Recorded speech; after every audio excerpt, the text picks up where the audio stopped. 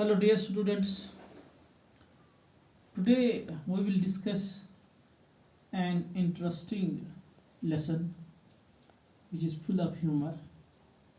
The name of the lesson is Gulliver in Lilliput. It has been compiled by Jonathan Swift. It is a unique story in which the main character is Gulliver, and this Gulliver was the captain of an English ship. But unfortunately, ship was wrecked on the island of Lilliput.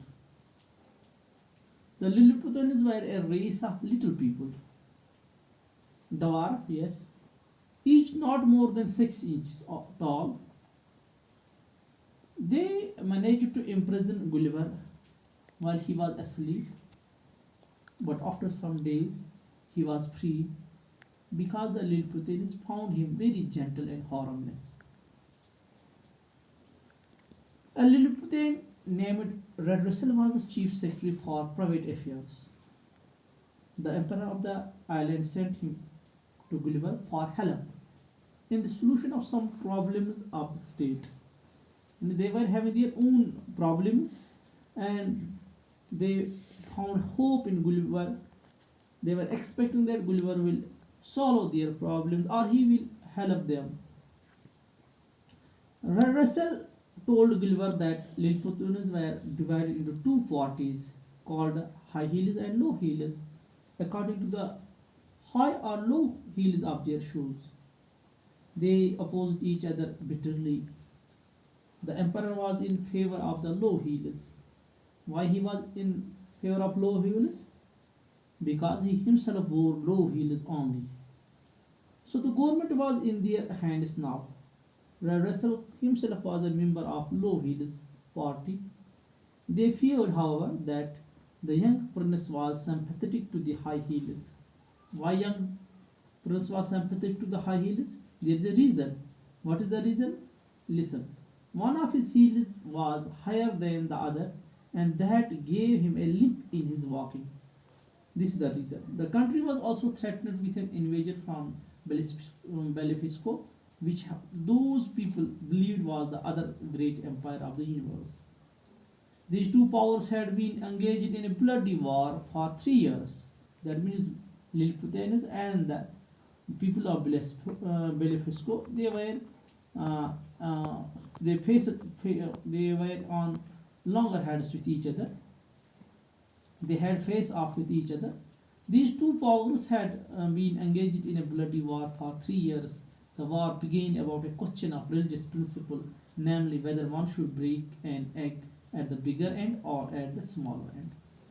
The ancient practice of course, was to break it at the bigger end. But what happened?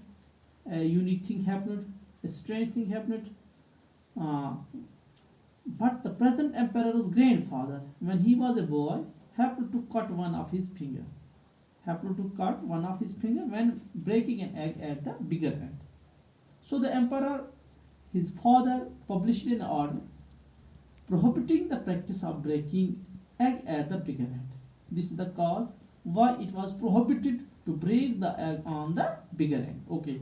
At last, 11,000 people suffered death at various times. Many rebels escaped to Belifisco.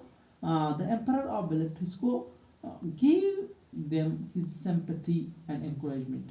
The two empires were engaged in a war over the question that there were frequent battles. Just now, the men of Belifisco were intending to invade Lilliput. The, so this Russell came to Gulliver that you help us in resolving this problem or this conflict. The Emperor of Lilliput was an island situated to the northeast of Lilliput. It was separated from Lilliput by a channel about 800 meters wide. The enemy fleet lay at anchor in the harbor ready to start. Gulliver walked to the northeast coast, hiding himself behind a small hill. He looked at their ships through his field glasses.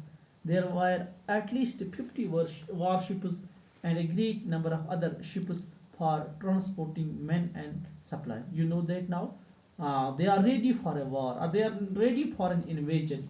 So that is why they came to the Gulliver with this request that Gulliver will help them, or he will help them in defending their country.